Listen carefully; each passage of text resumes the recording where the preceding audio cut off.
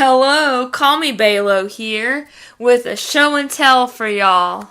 I found some relics hanging out in my box of random cords that pretty much everyone over 30 has around their house, either a box or a drawer that's full of charger cords, cords to this, cords to that, headphones. We like to be prepared when it comes to our electronics. That is for sure. I am definitely one of those people. So I found this MP3 player. I got it back in 2008. Originally it was for my mom, but after she got it, she ended up winning an iPod Nano from somewhere. So this became mine because I was in college, working, going out and about. And I wanted to have an iPod, something like that, but I didn't want it to be an actual iPod for safety purposes because I didn't want people trying to steal it, trying to whop me overhead and rob me because they think I have money out the wazoo. So this did the trick. This still works today, but the display doesn't really work too well. So basically, it's an iPod Shuffle with a radio attached to it. I've always been a fan of radio, MP3 player, radio and CD player, radio tape player combinations because what if you're scanning the radio looking for something new, decent to listen to, and all there is lame commercials. So you got an escape. You got CD player or MP3 player to listen to for as long as you want, or at least until the commercials stop and the music resumes. This is a cute color, by the way. That's why I picked it out to begin with. Kind of looks like the front of a vintage radio.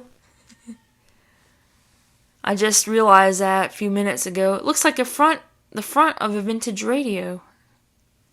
Cute color. Everything was super colorful back then. We didn't have a lot of beige, minimalism, blah back then. The more color, the better. I have this camera right here. I got it from my grandmother for, I think it was my birthday, Christmas, one or the other. It still works. It's a Sylvania. I would take a picture or two or however many, maybe upload them to Facebook.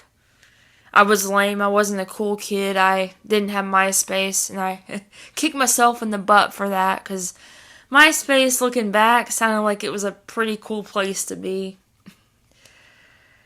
So yeah, I was a lame Facebook person back then. It still works. I can take pictures with it, video with it, all that.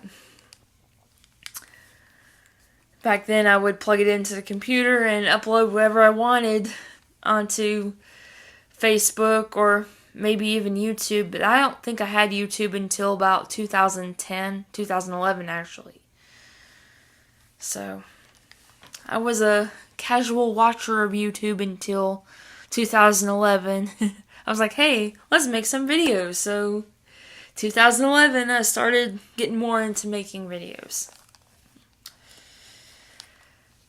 I still use this. Obviously, if you're on my channel, I've done a couple videos using this.